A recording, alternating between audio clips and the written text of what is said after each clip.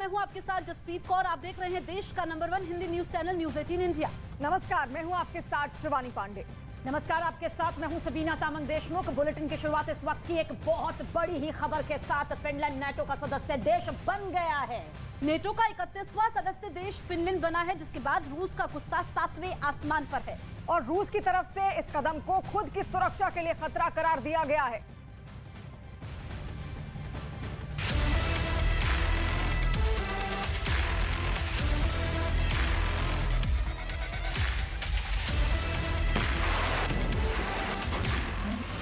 चक्रव्यूह में फंस गए पुतिन। पुतिन के किले में नेटो की सेंध। पुतिन करेंगे पलटवार या सरेंडर को तैयार।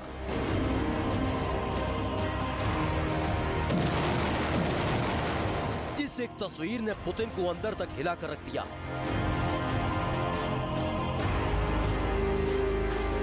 सभागार में बजती हुई तालियों ने रूस की नींद छीन ली।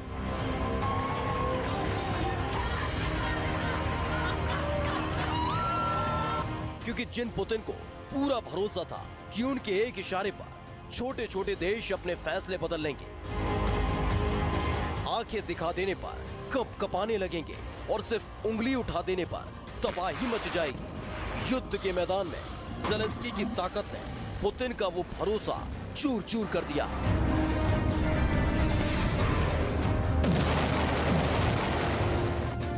करीब 14 महीने से चल रही जंग ने पुतिन के खौफ को कम करने का काम किया है। यही वजह रही कि फिनलैंड को डराने, हमले की धमकी देने और आंखें दिखाने के बाद भी कोई असर नहीं हुआ।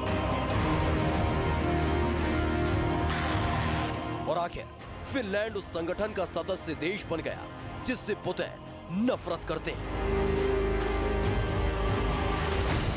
नेटो में शामिल फिनलैंड। पुतिन की लाख कोशिशों के बाद भी फिनलैंड ने नेटो की सदस्यता ले ली, जिसने रूस के होश उड़ा दिए हैं। क्योंकि एक वक्त था जब रूस के पड़ोसी देश पुतिन के एक एक बयान को फरमान मानते थे, लेकिन अब आंखें दिखाने लगे हैं और यूक्रेन युद्ध की शुरुआत से ही रूस लगातार नेटो से घिरता जा रहा है। And Finland now has the strongest friends and allies in the world. President Putin wanted to slam NATO's door shut. Today, we show the world that he failed.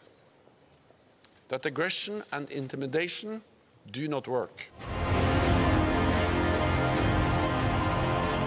Finland के इस कदम ने पुतिन को करारा झटका दिया है, लेकिन साथ ही युद्ध के भीषण हो जाने की तरफ भी संकेत कर दिया है।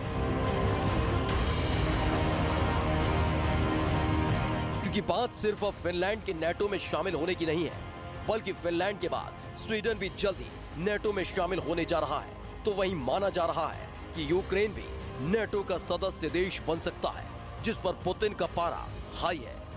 This war situation is become near and near all the time, and because I think we should be aware and afraid of Russian, and I think the future is very important. Belong to NATO.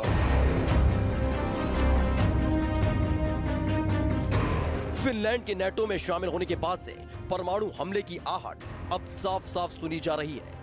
यानी जो बात रूस के अंदर हुआ करती थी, वो अब खोलकर होने लगी है कि अगर पुतिन यूक्रेन के साथ युद्ध में घिर जाते हैं तो वो लाल बटन दबाने से पीछे नहीं हटेंगे। क्योंकि यूक्रेन युद्ध की शुरुआत से ही पुतिन नेटो को चेतावनी देते रहे हैं, लेकिन अब तो हालात ऐसे बन गए हैं कि नेटो बिल्कुल रूस के दरवाजे पर आकर खड़ा हो गया है। इसे आप ऐसे समझ सकते हैं कि रूस का पड़ोसी देश एस्टोनिया पहले से ही नेटो का सदस्य देश है। रूस की सीमा से सटा एक देश है लातविया, जो नेटो का सदस्य देश है और वहां नेटो के सैनिक तैनात हैं। नेटो के सदस्य लिथुआनिया की सीमा रूस से सीधी तो नहीं मिलती, लेकिन रूस के बेहद करीबी बेलारूस की सीमा से लिथुआनिया की सीमा जुड़ती है, जो रूस के लिए खतरे का अलर्ट है। वहीं युद्ध में यूक्रेन के लिए मददगार साबित होने वाले पोलैंड की सीमा भी रूस से सीधी नहीं मिलती, बल्कि बेलारूस से वो अपनी सीमा साझा करता है।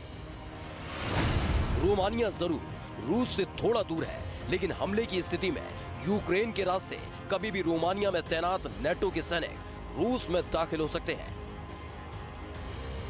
फिलहाल रूस पूरी तरह से नेटो के चक्रव्यूह में फंस गया है और माना जा रहा है कि आने वाले वक्त में पुतिन कोई बड़ा कदम उठा सकते हैं।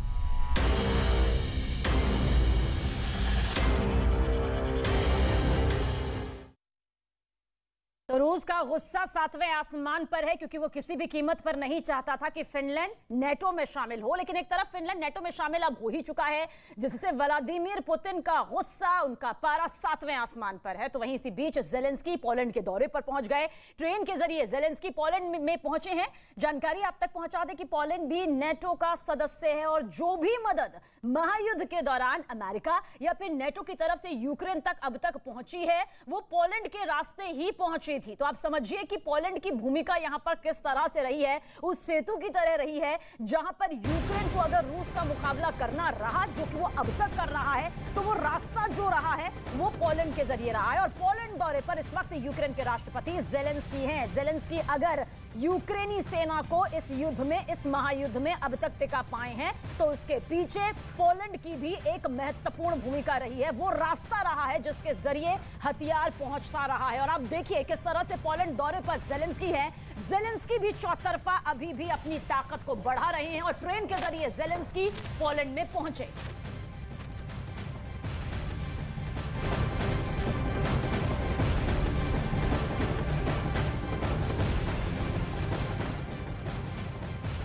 और रूस के राष्ट्रपति पुतिन को लेकर उनके ही पूर्व सुरक्षा अधिकारी ने बड़ा पर्दाफाश किया है। क्या ये पर्दाफाश आपको बताते हैं? व्लादिमीर पुतिन को अपनी सुरक्षा का खौफ सताता रहा है, इसलिए वो बंकर से बाहर नहीं निकलते। यही नहीं, पुतिन को वॉर क्रिमिनल यानी युद्ध अपराधी बताया गया है।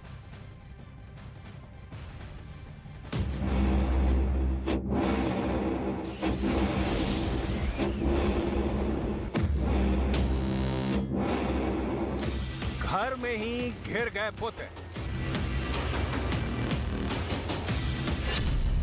रूस में सुलगेगी बगावत की चिंगारी। पुतिन के करीबियों ने कर दी गद्दारी।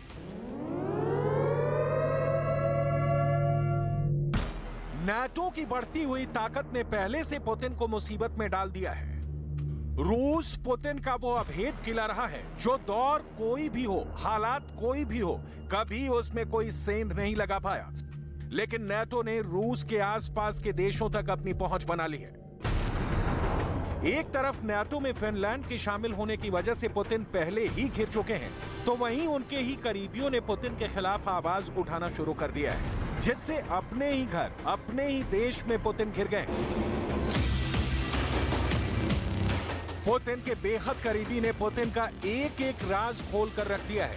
पुतिन के खौफनाक इरादों के साथ साथ पुतिन का प्लान दुनिया के सामने रख दिया है। और पुतिन के जिस करीबी ने राज खोला है वो दरअसल पुतिन का सुरक्षा अधिकारी रहा है। वो दरअसल पुतिन के सुरक्षा अधिकारी रहे हैं। ये हैं ग्लेब कुराकोलो, जो एक वक्त में पुतिन के बेहद करीब रहा करते थे। पुतिन की सुरक्षा की जिम्मेदारी काराकोलो के कंधों पर ही थी। अब आगे आकर पुतिन से जुड़ी कई जानकारियां काराकोलोव ने सामने रखी हैं, जिसमें पुतिन को युद्ध अपराधी बताया, फोन और इंटरनेट से दूरी रखने का दावा, ज्यादातर बंकर में रहने का दावा, प्लेन की जगह बख्तरबंद ट्रेन के इस्तेमाल का दावा। पुतिन के खिलाफ ये आवाज कहीं और से नहीं उठी है, ये उनके खुद के देश रूस से आवाज बुलंद हुई। Это чтобы ребенок не познал этих ужасов войны, чтобы государство, которое всячески лезет в воспитание детей, ее не коснулось, чтобы она смогла вырасти в спокойной обстановке. यानी जिस बात का डर पहले से ही पुतिन को सता रहा था वो होने लगा है कि युद्ध के लंबा खींचने की वजह से उनके अपने ही देश के लोग पुतिन के खिलाफ मोर्चा खोल रहे हैं। लेकिन पुतिन के लिए सबसे बड़ी चिंता की बात यह है कि पुतिन के खिलाफ बगावत करने वाले उनके पुराने राजदार या करीबी हैं। जो दुश्मन देश के लिए काफी मददगार साबित हो सकते हैं। ऐसे ही लोगों ने अब पुतिन से दूरी बनाने का भी ऐलान कर दिया है।